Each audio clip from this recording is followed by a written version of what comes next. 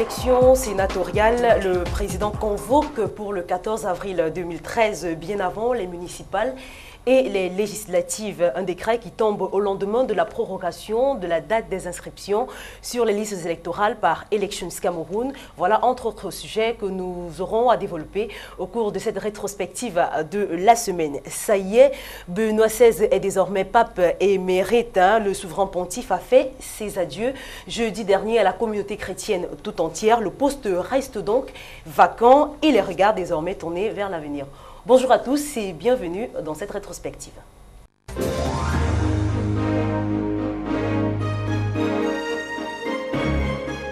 Alors, comme premier invité, nous recevons M. Jean-Blaise Gouet. Il est le président du MPCC, qui est le mouvement patriotique pour le changement du Cameroun. Bonjour et bienvenue sur ce plateau. Bonjour Madame K. Alors, vous faites également dans l'énergie solaire. Mais avant de parler de l'énergie solaire, nous parlerons d'abord des 7 otages français qui ont été enlevés dans la partie septentrionale du Cameroun. Vous allez d'abord suivre ce reportage de l'île Pidjou et puis on se retrouve juste après. Une vidéo présentant les 7 otages français enlevés dans l'extrême nord du Cameroun a été diffusée sur le site YouTube. Sur cette vidéo, les 3 adultes, Moulin Fournier, Moulin Alban, Moulin Aupril et 4 enfants, dont 2 garçons et 2 filles, âgés respectivement de 12, 10, 8 et 5 ans. Un message a été diffusé par un des otages. Nous avons été arrêtés par Ali Souna Ly Dawati Wild Jihad. Ils veulent la libération des frères de Ali Souna Ly Dawati Wild Jihad emprisonnés au Cameroun. Ils veulent la libération des femmes de Ali Souna Ly Dawati Wild Jihad emprisonnées au Nigeria. Les ravisseurs disent appartenir à la secte Boko Haram. A'oudhu billahi minash shaitanir rajim. Bismillahir rahmanir rahim. Alhamdulillah. Alladhi ja'ala al-jihada ibadah wa ja'alahu li ibadihi. Au nom de Dieu le Clément, nous voulons dire au président de la France que nous sommes les djihadistes, en référence à Boko Haram. Nous avons capturé ces 7 personnes entre la frontière du Nigeria et le Cameroun et nous avons livré notre message. Nous combattons la guerre. La France a déclaré la guerre contre l'islam. Donc, elle sait que nous sommes présents partout pour sauver nos frères. Ces derniers appellent la France à respecter leurs revendications.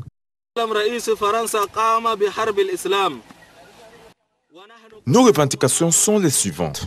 Nous mettons en garde le président Goodluck Jonathan. Nous allons remporter la victoire. Nous établirons l'état de l'islam au Nigeria. Et si vous voulez que nous libérons ces 7 Français, libérez tous nos frères dans les prisons, dès que possible. Et prenez en compte nos exigences. Que la paix soit sur le prophète Mohamed. Reuters n'est pas en mesure de vérifier le contenu de la vidéo. L'incertitude plane sur la date et l'heure de l'enregistrement de ces images. Le ministère des Affaires étrangères vérifie encore l'authenticité de cette vidéo. Les 7 Français ont été kidnappés le 19 février dans l'extrême nord Cameroun alors qu'ils se rendaient au parc national de Kalamalou à la frontière Nigeria-Cameroun.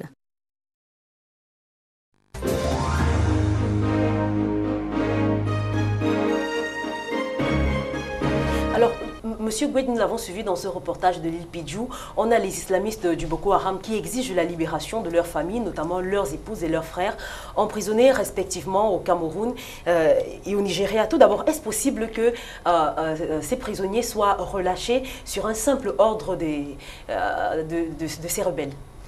Le problème est plus compliqué que ça, et plus complexe. Bon, sur ordre de Boko Haram, si, et seulement si, il s'agit d'une rançon, en fait. Je ne pourrais certainement pas m'étendre sur le sujet. Une rançon humaine.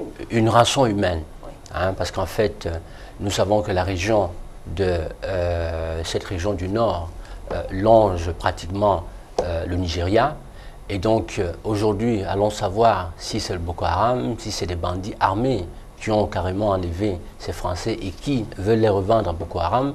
Donc, je ne peux en aucun cas, confirmer que c'est Boko Haram. Je ne peux pas non plus vous dire, je ne suis pas mieux placé pour vous dire que sur ordre de Boko Haram, on pourra peut-être laisser ces otages. Alors, c'est cette famille qui a été kidnappée le 19 février dans la partie septentrionale du Cameroun. On a les 3 gouvernements qui se sont désormais mis aux trousses de ces ravisseurs. Est-ce que vous pensez, est-ce que vous voyez cette mise en place de la France, du Cameroun et du Nigeria notamment, qui cherchent à retrouver ces otages? Bon, certainement que des efforts vont être faits si des otages ont effectivement été enlevés, parce que le directeur du parc de Ouaza, tel qu'il a signalé, ces otages n'ont jamais séjourné dans le parc de Ouaza. Bon, est-ce que ce n'est pas une manœuvre aussi de certains ennemis qui veulent peut-être déstabiliser non seulement le Cameroun, mais qui veulent également peut-être mettre peut-être du feu entre le Nigeria et le Cameroun, voire entre la France et le Cameroun. Donc c'est un problème qui est assez complexe pour lequel je ne pourrais vous donner des réponses assez claires. Alors, M. Gouet, on a vu tout un tapage médiatique autour de cet enlèvement des 7 Français dans cette partie du Cameroun qui ont, selon les dernières informations, se trouvent actuellement au Nigeria. Alors, ce tapage, la partie septentrionale a totalement été décrétée zone rouge par les médias européens, notamment français. Alors, pourquoi, selon vous, est-ce qu'il faudrait qu'un pareil incident arrive pour que la partie septentrionale du Cameroun soit désormais décrétée zone rouge, alors que par le passé, on pouvait aller venir librement? Vous savez, le Cameroun n'a pas que d'amis, mais on a aussi beaucoup d'ennemis. Je déplore quand même la France, qui est un pays ami, avec lequel nous avons une histoire commune depuis belle lurette, que le Quai d'Orsay, et même à travers son ambassadeur au Cameroun, qu'il puisse déclarer cette zone rouge. Alors que nous savons, vous savez, il y a des cas. Prenez l'Afrique du Sud, Johannesburg. Johannesburg est une ville dans laquelle, quels que soient les cas, quelle que soit l'heure, peut-être qu'aujourd'hui ça va beaucoup mieux, mais c'est une ville dans laquelle on ne peut pas circuler librement en journée.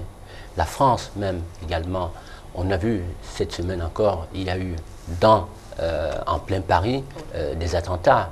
Marseille, qui est une très grande ville touristique, également, les attentats, on les voit tous les jours, mais on n'a jamais pu déclarer ces villes touristiques des zones rouges. Donc je déplore carrément cette façon de la France de voir le Cameroun, mais est-ce que, comme je le dis encore, ce n'est pas des manœuvres pour déstabiliser aussi bien le régime en place que les relations, nos bonnes relations entre la France que nous avons entretenue jusqu'ici. Alors, vous avez parlé notamment de tourisme il y a quelques secondes. Alors, quelles conséquences sur le tourisme camerounais, notamment dans cette partie septentrionale? Bon, une chose est certaine, le Cameroun ne souffre pas d'islamistes. Donc, c'est un havre de paix. Et en principe, bon, c'est un petit incident qui ne doit en aucun cas avoir une influence, qui n'aura certainement pas d'influence sur le tourisme camerounais. Donc je dis que je déplore encore une fois de plus cette attitude de la France de prendre tout de suite les devants, alors que dans le fond, il faut chercher d'où vient le problème. L'insécurité, c'est dans toute la région, pas seulement au Cameroun. Ce problème aurait pu se passer au Tchad, il aurait pu se passer en Centrafrique, il aurait pu se passer au Nigeria, il aurait pu se passer au Gabon. Donc, je suis un petit peu déçu de cette manière de voir les choses au Cameroun, et je pense pour le tourisme camerounais qu'il ne pourra en principe subir aucun effet suite à ces déclarations-là. On a notamment vu tout un tapage médiatique par la suite. On ne suit vraiment plus les traces de ces otages français, mais plutôt on reste dans la zone qui est la principale concernée, qui se trouve entre cette frontière entre le Cameroun et le Nigeria. Pourquoi, selon vous, les médias s'acharnent à mettre cette partie en exergue? Bon, je le dis encore, aujourd'hui, c'est vrai qu'on ne revient plus sur le problème des otages. Une chose est certaine, on a tous vu, aujourd'hui, les enquêtes se poursuivent. Donc, le gouvernement camerounais ne communique certainement pas là-dessus pour ne pas porter atteinte à l'enquête et aux otages français. Mais je pense que la première piste, on s'est carrément trompé. Il s'agit ici des petits bandits. Vous voyez, la zone Marwakou-Séri, cette zone, on pouvait la pratiquer, une zone qui est longue de 270 mètres carrés à peu près. On la parcourait en 3 heures. Aujourd'hui, cette zone, pour la parcourir, il faut peut-être rouler à 30 à l'heure, 40 à l'heure. Donc, et en plus, on ne pourrait jamais mettre des militaires tout le long de cette zone pour pouvoir la sécuriser. Il est donc ici possible que des groupes cachés quelque part, et pour un Français qui, en fait, s'est laissé entraîner dans l'insécurité, parce qu'en fait, pour parcourir toute cette zone, on peut librement demander des militaires, une protection de militaires, la police et tout ça pour pouvoir être accompagné, être en sécurité. Alors, autre sujet, il y a 2 semaines de ça, mouraient 4 enfants dans la ville de Douala de suite d'un incendie. 2 semaines plus tard, on mourrait 3 autres à Yaoundé. Principale mise en cause, une bougie allumée et oubliée au hasard, malheureusement, suite à des coupures d'électricité. Que faut-il faire? Est-ce qu'il faut qu'on s'attende encore à plus de morts pour pouvoir bouger les ménages? Non, je crois que, en toute honnêteté, il faut aujourd'hui pouvoir, quand on aime un peuple, on lui dit la vérité. Au-delà de la vérité, on lui apporte la lumière sur ce qu'il doit faire. Je suis très déçu quand, sur ce plateau, il y a quelques semaines encore, j'ai suivi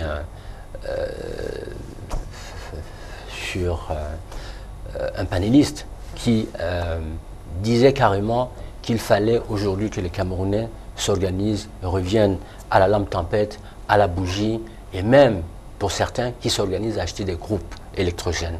Je dis, je suis complètement désolé et offusqué. Le monde ne peut pas avancer, et le Cameroun, en fait l'Afrique, pas seulement le Cameroun, parce qu'en fait, quand vous parcourez toute l'Afrique, c'est un problème de délestage qu'on connaît dans toute l'Afrique en général. Merci M. Guetno. Nous en arriverons dans quelques minutes. Juste pour nous le temps de suivre ce reportage que nous a proposé mardi dernier. Omer Diomo, il était accompagné de Jérôme Demenou, où le groupe AES Corporation s'est rendu, s'est mobilisé et a fait une descente à Kribi dans la centrale à gaz. Les tests ont été effectués pour la mise en œuvre en service de la centrale à gaz de Kribi pour pallier justement à ces problèmes d'électricité. Il est prévu à terme une production de 216 MW. Et les explications, donc, vous les avez dans ce reportage. Mobilisation générale ce mardi à la centrale à gaz de Kribi. Le président de la région Europe, Moyen-Orient, Afrique et communauté des États indépendants du groupe AES Corporation sur le terrain. En visite de travail pour la première fois au Cameroun, il assiste au test pour la mise en service de la centrale à gaz de Kribi. Je viens de faire l'inspection de la centrale et je suis ravi de constater que nous travaillons aussi durement pour assurer sa mise en service très rapidement. Nous avons reçu le gaz il y a 3 jours et nous sommes en train de tout faire pour que la centrale soit en service dans les tout prochains jours. Cette centrale est importante pour nous car elle symbolise notre engagement pour le Cameroun. Comme vous le savez, il y a beaucoup de coupures d'électricité en ce moment et dans les tout prochains jours, tout ça sera derrière nous.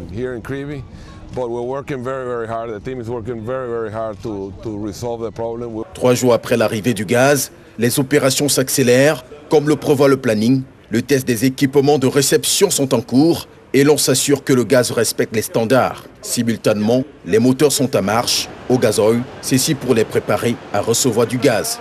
À partir du point limite de captation de gaz que nous recevons à une pression entre 27 et 31 bars, nous avons chez nous une station de traitement. Parce que quand nous le recevons, nous devons le retraiter, le refiltrer pour le mettre aux spécifications que peuvent accepter nos machines. Ensuite, nous la baissons à une pression de 6 bars, qui est la pression d'utilisation des moteurs, avant de l'injecter sur des unités spécifiques pour chaque moteur qui permettent de faire la régulation de l'injection de gaz dans le moteur en fonction de la puissance que le moteur doit produire.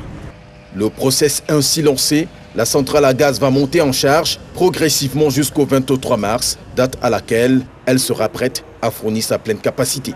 Ce test se passe, je peux dire grosso modo, en 4 étapes.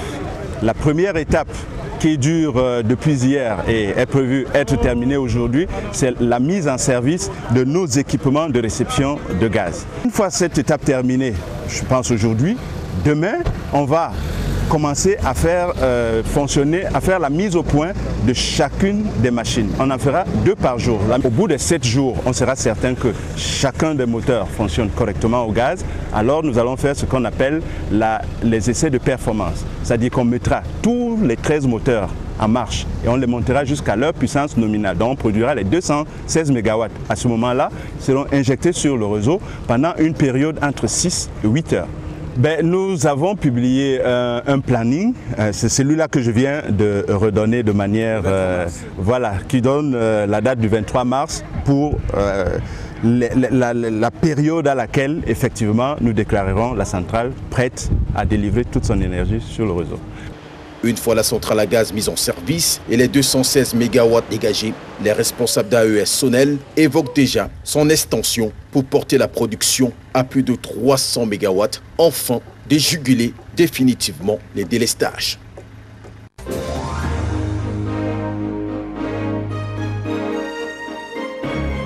Alors, M. Bouet, pensez-vous que la production de ces 216 MW d'électricité d'ici le 23 mars 2013, tel que prévu, répondront aux besoins de la population camerounaise?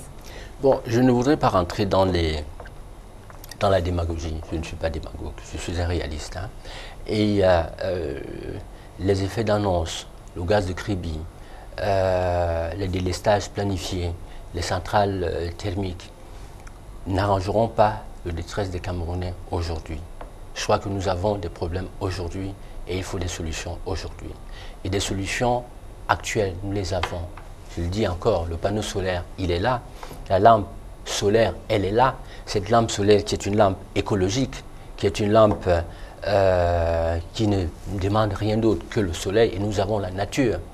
Pourquoi continuer à donner des effets d'annonce aux Camerounais qui ne pourront que augmenter leur détresse? Moi j'ai dit centrale à gaz, qu'on la mette en service et ensuite qu'on donne l'énergie aux Camerounais parce que c'est ce dont on a besoin. Et si ce n'est pas possible, qu'on dise aux Camerounais aujourd'hui, la lampe tempête, elle est complètement dépassée, la bougie est dépassée, nous sommes dans la mondialisation, le monde avance, l'Afrique doit avancer aussi. Et il y a des solutions qui ne coûtent rien du tout, qui sont à la portée de tout le monde. Allons-y vers ces solutions et communiquer vers ces solutions-là. Oui, Monsieur Bouet, on a tout de même entendu dans ce reportage d'Omer Djomo le groupe AES Corporation qui proposait notamment un peu plus de 300 MW dans les toutes prochaines années, ce qui veut dire qu'ils cherchent vraiment à combler ce déficit. Bon, une chose est certaine, les efforts sont faits pour combler ce déficit. Ça, je n'en disconviens pas. Mais quand est-ce que cela sera-t-il possible? Moi, c'est ça le problème. Bon, peut-être dans 5 ans, qu'on dise aux Camerounais que certainement dans 5 ans, dans 6 ans, dans 3 ans, vous aurez des solutions. Mais aujourd'hui, arrêtez d'avoir du stress. Parce que ces effets d'annonce ne peuvent que continuer à augmenter le stress des Camerounais. Moi, je ne rêve pas et je ne crois plus aux effets d'annonce.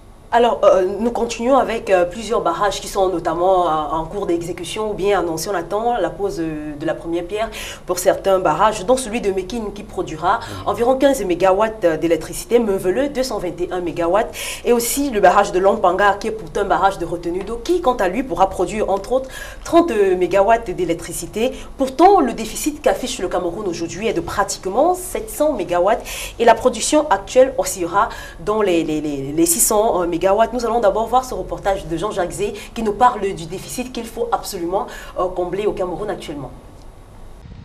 Parmi les projets structurants annoncés au Cameroun, ceux liés à l'énergie électrique semblent les plus en vue. Le chantier de construction du barrage de Mekine est en marche et attend la pose de la première pierre par le chef de l'État. Il produira 15 MW d'énergie à terme. Celui de Meveleux, toujours dans la région du Sud, fournira 221 MW d'énergie, alors que la centrale à gaz de Kribi, dont les essais sont lancés, offrira une capacité de 216 MW. En chantier également le barrage Lompanga dans la région de l'Est, qui a la particularité d'être un barrage de retenue d'eau, mais dont l'usine de pied pourra assurer une production de 30 MW d'énergie. Lompanga est un projet central.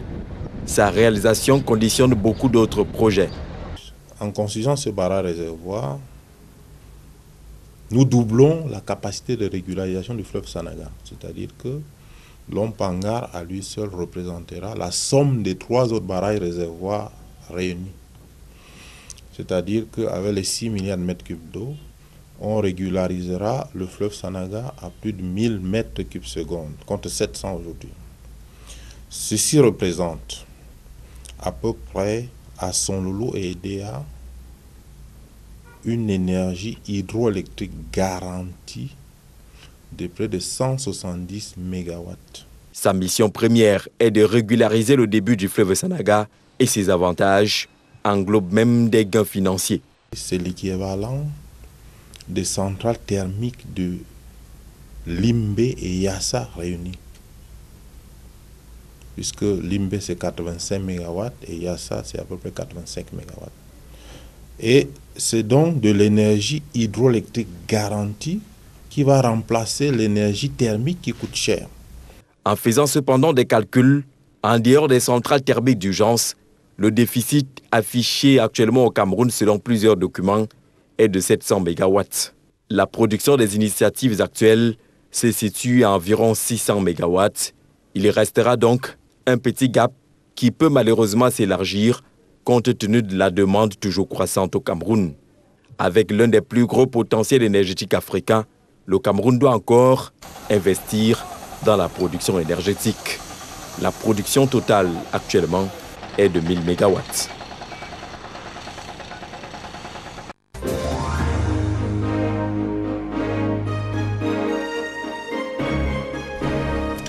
Alors, Monsieur Gouet, on a un peu cherché, vous qui êtes un ancien candidat à la présidentielle, vous avez d'ailleurs retiré votre candidature juste quelques semaines, quelques jours avant l'échéance électorale.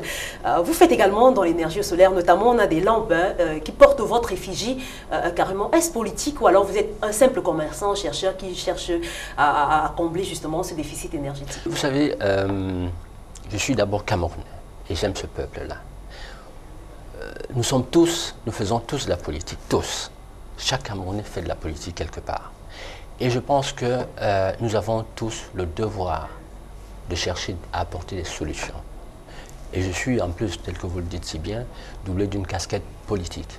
Donc un homme politique, c'est pas seulement celui-là qui remplit les antennes de télé tous les dimanches, qui bavarde, qui parle.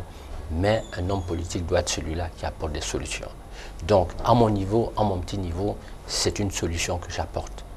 Et c'est ma façon de faire la politique. Une solution que vous apportez, pour quel coût? Dans quel but? Bon, cette lampe tempête, telle que nous l'avons évoquée dans le sujet précédent, on a des problèmes d'énergie.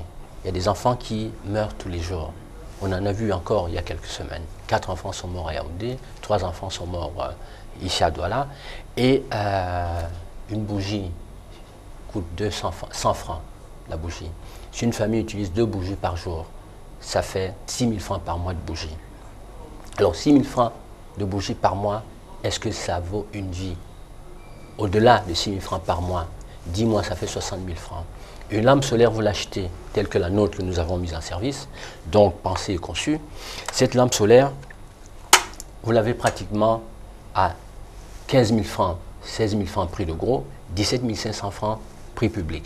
Parce qu'il faudrait que cette lampe remplace toutes les lampes tempêtes qu'on retrouve dans chaque boutique, dans chaque village, dans chaque quartier. Et c'est une solution, c'est une lampe qui est non seulement écologique, on peut dormir avec, les enfants peuvent s'amuser, ils peuvent dans leur drap, il n'y a aucun risque du tout. Donc nous devons aujourd'hui apporter des solutions qui font avancer notre peuple. Le monde ne peut pas avancer et que le Cameroun continue, ou l'Afrique continue à rester là où elle est. Apportons des solutions. Mon devoir en tant qu'homme politique, c'est de montrer aux Camerounais des solutions concrètes et de leur apporter des solutions. Ils ont besoin aujourd'hui qu'on leur apporte des solutions. Et un homme politique, au-delà du commerce, le commerce, l'argent, ce n'est pas mon devoir parce que j'en ai laissé parfois. Quand ça ne va pas du tout, quand on m'amène, je dis je vous laisse tout et je m'en vais, je vais me reposer, ensuite je reviens. Mais mon devoir, c'est d'être toujours en permanence en train de chercher des solutions pour notre peuple et pour les Camerounais. Alors en politique à présent, M. Gouet, nous parlons des LECAM qui prorogent les inscriptions sur les listes électorales d'1 mois. Pourquoi? Dans quel but? Est-ce que cela va-t-il nous permettre d'arriver aux 70 000 et plus d'inscrits espérés au Cameroun? Non, cette solution, je la trouve très juste, pour une fois. Parce qu'en fait, par le passé, on a eu 3 millions d'électeurs qui sont allés élire aussi bien les députés que les conseillers municipaux. Alors, ils ne peuvent pas, 3 millions de personnes ne peuvent pas représenter 20 millions ou 25 millions de Camerounais. Donc, aujourd'hui, il est quand même juste que l'ECAM n'ayant pas pu atteindre le quota requis, la semaine dernière encore, avant la prorogation de cette élection, je crois que nous étions à peu près au total 4 millions à peu près d'inscrits au total. Donc 4 millions d'inscrits au total, je ne trouve pas ça légitime pour un pays comme le nôtre, oui, avec 20 millions d'habitants. Monsieur Gouet, ce n'est sans doute pas légitime, quand vous le dites, pour un pays comme le nôtre, mais pensez-vous qu'en un mois, on pourra atteindre au moins ces 7 millions de potentiels électeurs? 7 millions, ça va forcément être difficile. Parce qu'en fait, aujourd'hui, il faut que les Camerounais trouvent leur intérêt à aller à cette élection-là. Beaucoup ne trouvent pas d'intérêt à aller à cette élection. L'élection présidentielle encore a été une élection qui a suscité beaucoup d'engouement parce que beaucoup voulaient voir du changement. Et beaucoup voulaient également que la paix règne dans notre pays. Donc, aujourd'hui, bon nombre de Camerounais va carrément à leurs occupations et se disent pourquoi on va aller à cette élection. Elle sert à quoi? Donc, c'est un petit peu ça. Mais nous allons tous descendre sur le terrain désormais, apporter notre contribution à ces militants, les sensibiliser de plus en plus et leur dire que la politique, c'est eux. Je pense que l'immobilisme a envoyé le Cameroun là où il est aujourd'hui.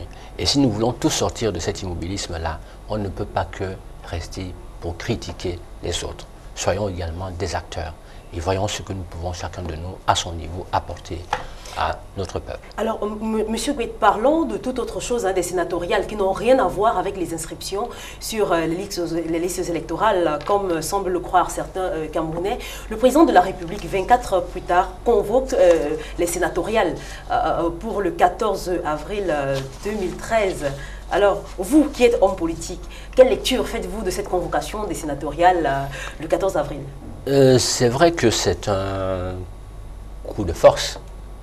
Parce que nous le savons très bien,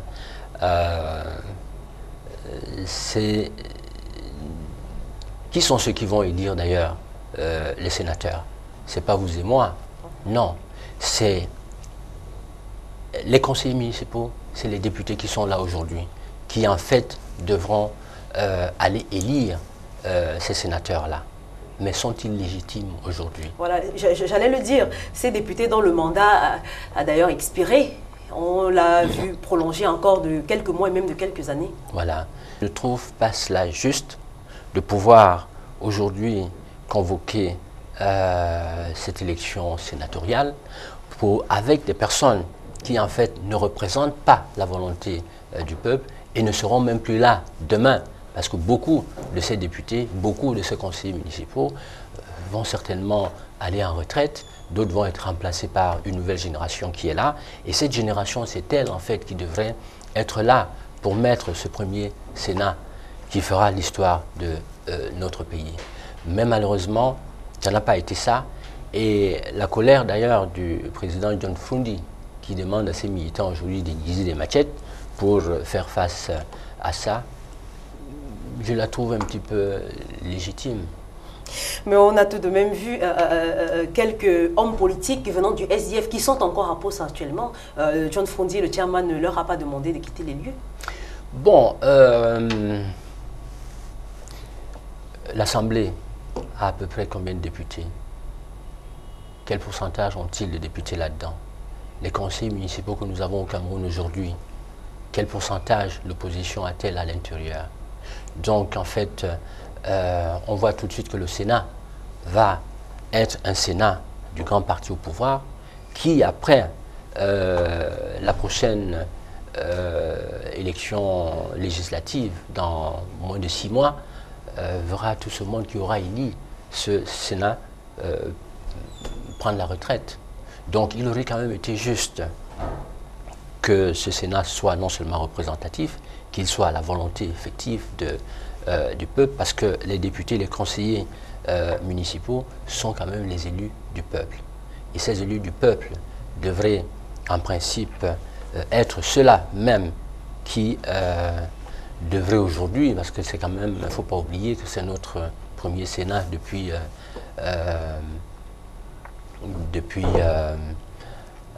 la Constitution de 1996. Bon, aujourd'hui quand même, mieux vaut tard que jamais, nous allons avoir ce Sénat, mais il aurait été mieux et souhaitable qu'il soit représentatif. Je pense que le chef de l'État, comme il a pris la décision, c'est un sage, un homme sage que je respecte beaucoup, et un grand homme politique d'ailleurs. Je pense que nous, jeunes, nous pourrons demain, à la limite, copier un petit peu les traces de cela pour que les acquis que nous avons aujourd'hui au Cameroun, qu'on puisse demain les préserver. Alors, M. Gouet, pensez-vous qu'il est politiquement correct d'organiser des élections sénatoriales avant les municipales et les législatives? Je vous dirai tout de suite non. Pourquoi? Pour moi, ce n'est pas correct.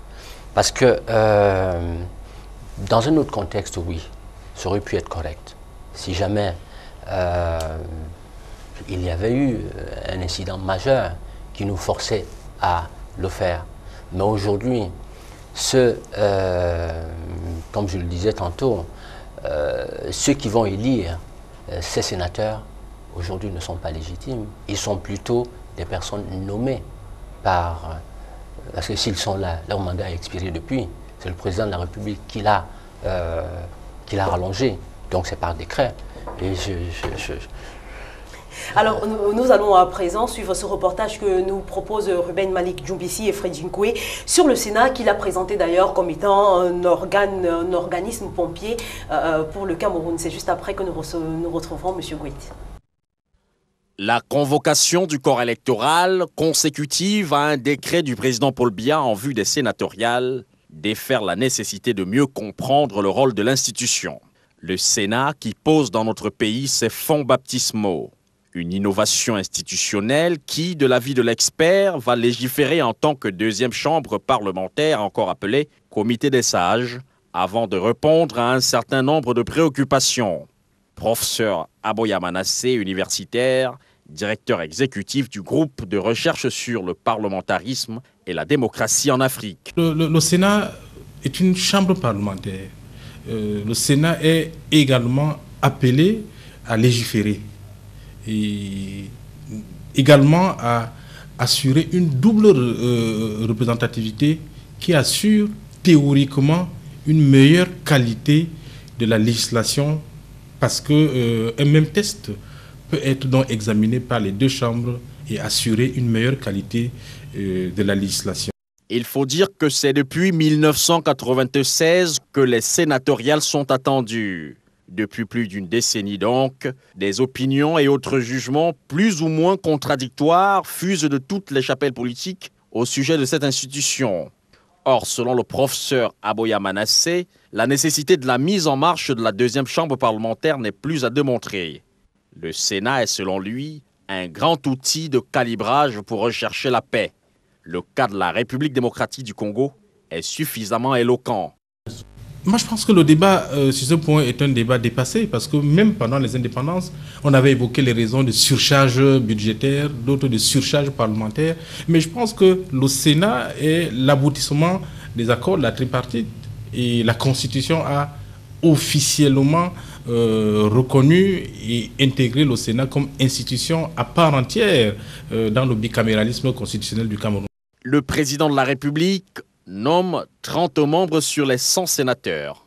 Un instrument politique qui servira, selon l'expert, à calmer les ardeurs politiques de certaines personnalités avérées dangereuses qu'il faudra normaliser dans le cadre d'une institution.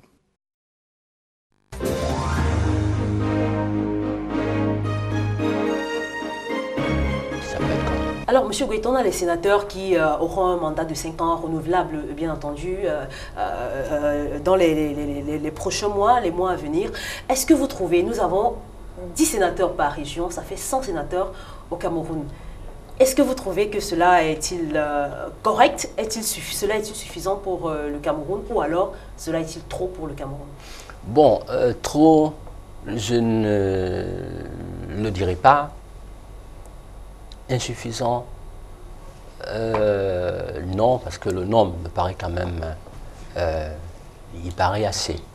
Bon, maintenant, ma question aurait plutôt, été de savoir pourquoi dans les grandes villes, on n'a pas nommé 10 sénateurs, Yaoundé, Douala, peut-être Garoua, Bafoussam, ainsi de suite, et dans les petites régions, avoir 2, 3 ou 4 sénateurs.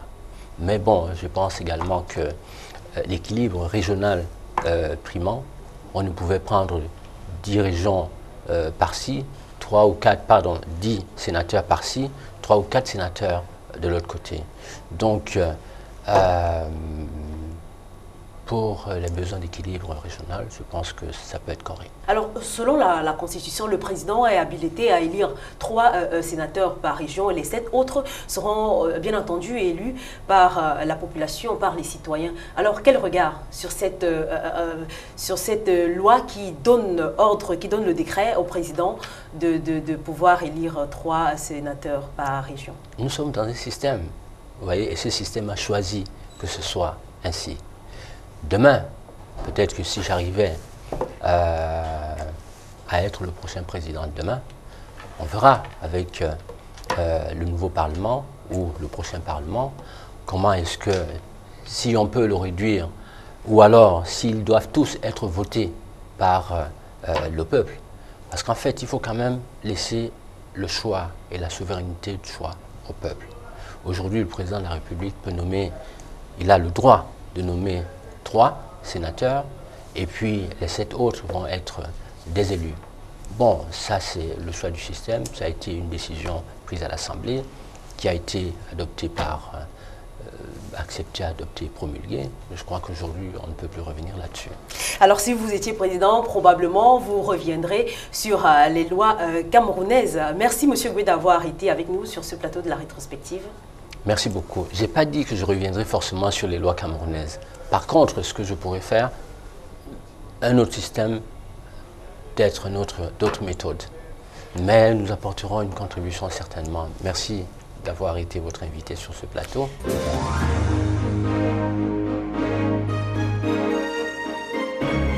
Alors pour parler de cette vacance du siège apostolique, nous recevons sur ce plateau Monseigneur Paul Niaga. Il est ancien vicaire général du diocèse de Douala. Il est également le recteur de l'université catholique Saint-Jérôme à Douala. Bonjour mon père et bienvenue sur ce plateau. Bonjour madame, merci. Alors le pape qui fait ses adieux aux chrétiens du monde entier, quel regard pour nous qui sommes chrétiens justement? Bien, un acte plein d'émotions. Enfin, je crois que c'est quelque chose qui a ému tout le monde, surtout le monde catholique. On ne s'y attendait pas. On aurait souhaité qu'il allât jusqu'au bout. Mais comme le droit canonique le prévoit, bon, il a choisi de renoncer avant le temps. Et bien sûr, c'était plein d'émotions que nous avons vu les images de la fin de son pontificat.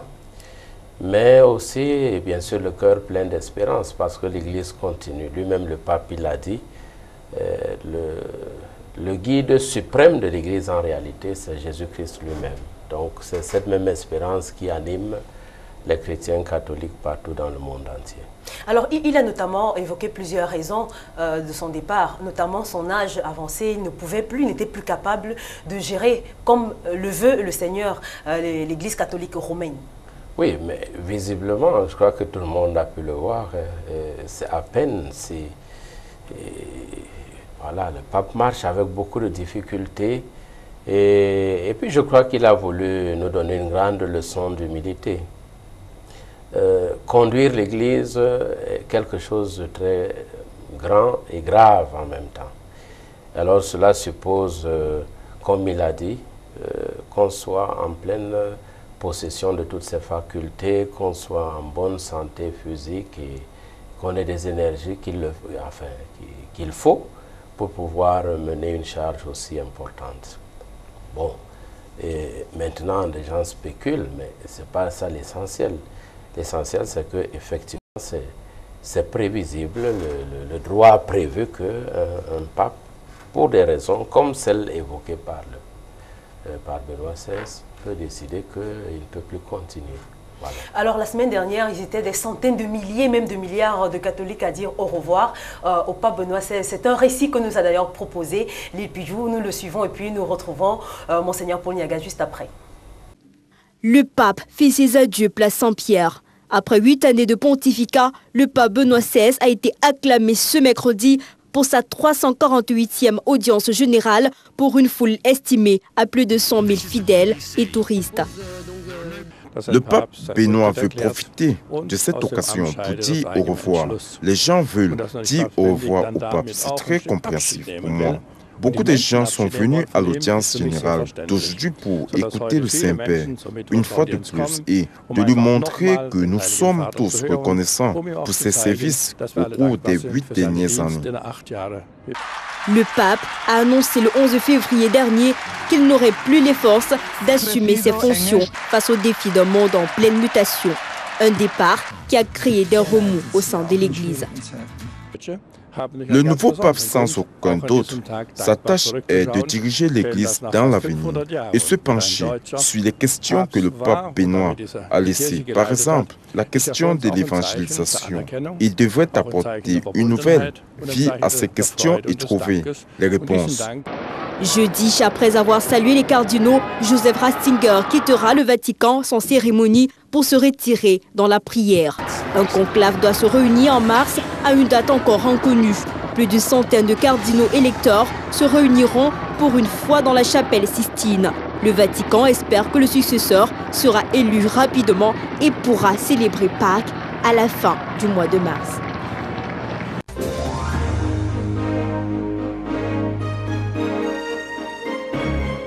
Alors mon père, on parle de cette période de CD vacanté, oui, qui précède, qui suit le départ du pape Benoît XVI. Que faut-il espérer?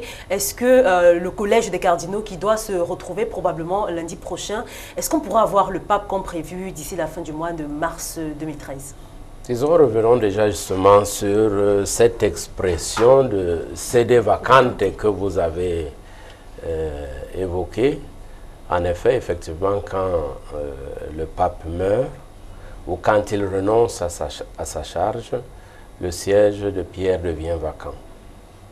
Et dans le cas précis, en ce qui nous concerne, le siège de Pierre est vacant depuis le 28 février à 20 h.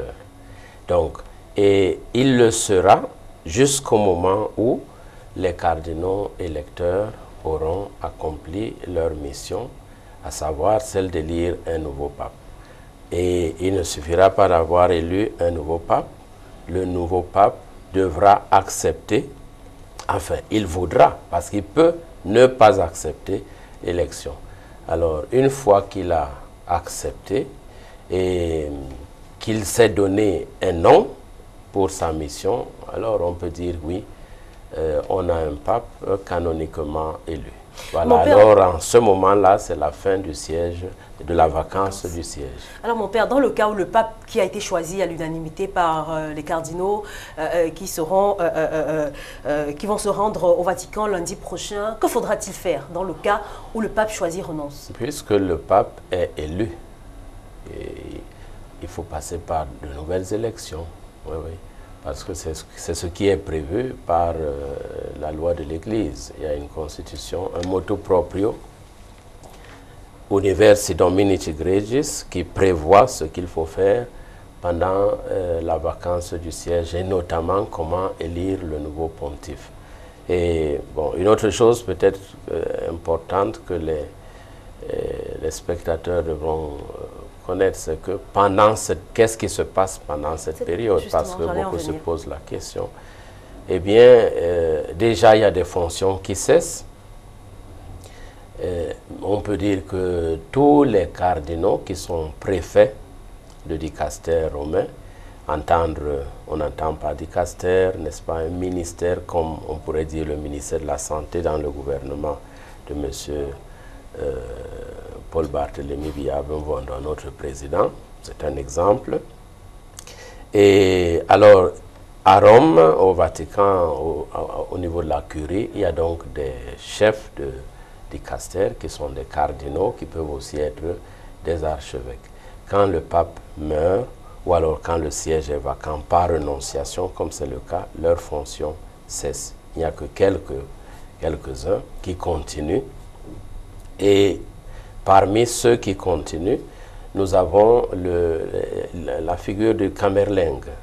Le Camerlingue est ce cardinal qui est comme, on peut dire, celui qui dirige un peu, on pourrait dire, n'est-ce pas, l'Église pendant la vacance, avec le concours de 3 autres cardinaux qui sont choisis, enfin qui sont pris à travers un tirage au sort, selon la hiérarchie des cardinaux. Parce que dans le collège des cardinaux, il y a des cardinaux prêtres, des cardinaux diacres et des cardinaux évêques. Alors, pour aider le Camerlingue, il y a 3 cardinaux qui sont chaque fois choisis tous les 3 jours. Tous les 3 jours, on a 3 cardinaux pour seconder le Camerlingue. Et comme j'ai dit, ils sont pris selon la hiérarchie, diacre, prêtre ou cardinal, jusqu'à la fin du conclave. Alors eux, ils sont chargés de gérer tout ce qui concerne, n'est-ce pas, les affaires peut-être d'une manière ou d'une autre importante qui concernent l'Église, mais toujours en relation avec aussi ce qu'on appelle la congrégation ou bien les congrégations générales. Les congrégations générales sont les différentes réunions préparatoires du conclave et ça concerne tous les cardinaux du monde entier. Donc une fois que le pape décède ou que le siège devient vacant par l'annonciation, le cardinal doyen convoque, doyen du collège il faut préciser, convoque tous les cardinaux du monde entier à Rome. Bien sûr que ceux qui ne sont pas électeurs ne sont pas tenus de se rendre à Rome. Et une fois à Rome, eh bien, il y a donc cette constitution, comme nous avons dit, des congrégations générales, c'est-à-dire que ces cardinaux, puisqu'ils sont les conseillers et les collaborateurs immédiats du pape, ils gèrent les affaires courantes de l'Église. Tandis que le Camerlingue, qui est celui qui gère les biens temporels de l'Église, eh bien, dans ce domaine sera secondé, comme nous avons dit, par 3 cardinaux, et on appelle cette congrégation-là la congrégation particulière ou spéciale. Alors, actuellement, le doyen du collège est âgé de 85 ans. Celui qui est en train de convoquer les cardinaux à Rome. La loi prévoit que, comme c'est lui qui doit présider le conclave, une fois que le conclave commence, eh bien, s'il est empêché, qu'il soit, n'est-ce pas, remplacé par le vice-doyen du collège. Alors, l'actuel doyen, c'est le cardinal Angelo Sodano. Il a 85 ans, ça veut dire qu'il n'entrera pas au conclave. Alors, il doit être remplacé par le vice-doyen, qui est le cardinal français Roger Etchegaray. Lui non plus ne pourra pas parce qu'il a 90 ans. Alors, qu'est-ce qu'il faut faire? Eh bien, la loi prévoit que dans ce cas-là, on prendra le cardinal le plus âgé parmi ceux qui sont électeurs, c'est-à-dire ceux qui ont moins de 80 ans, et parmi ceux qui appartiennent à la hiérarchie, n'est-ce pas, la plus élevée parmi les cardinaux, c'est-à-dire ceux qui sont parmi les cardinaux évêques. Actuellement, c'est le cardinal Giovanni Battista Re qui, n'est-ce pas, est celui-là. Et c'est donc lui qui pourra présider le conclave une fois que la date sera connue. Alors, parlons justement, mon père, de ce conclave. Que faut-il espérer au sortir de ce conclave qui aura probablement lieu, selon les rumeurs, dès lundi prochain? Dès lundi prochain, c'est fort probable, mais il faudrait d'abord que les cardinaux convergent tous à Rome. Voyez-vous, cela fait partie de la tradition.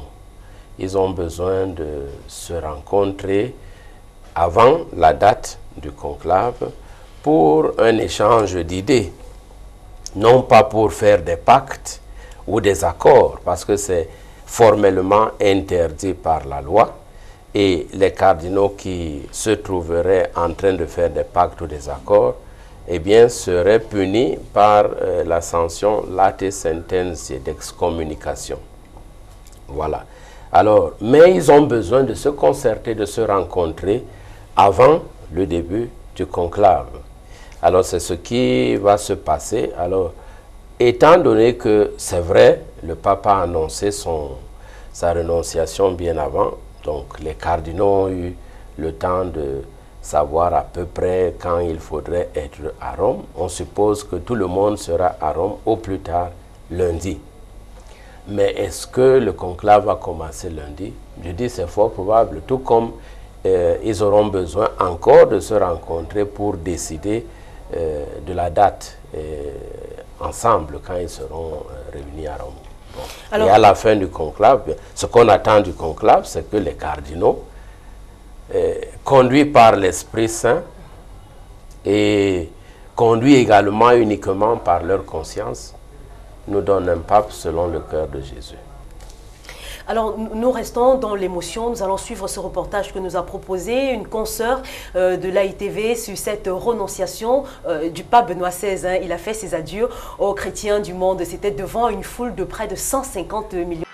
150 000 personnes sont venues rendre hommage mercredi à Benoît XVI, place Saint-Pierre, pour sa 348e et dernière audience générale. Le pape, dont la démission historique prendra officiellement effet jeudi, s'est offert pour sa dernière apparition publique un long tour de la place en papamobile décapoté sous les acclamations des fidèles. Dans son dernier message aux catholiques, il a assuré que Dieu ne laissait pas couler sa barque, même dans les eaux agitées. Benoît XVI a prévu de se retirer dans un monastère et de continuer à soutenir l'Église par la prière.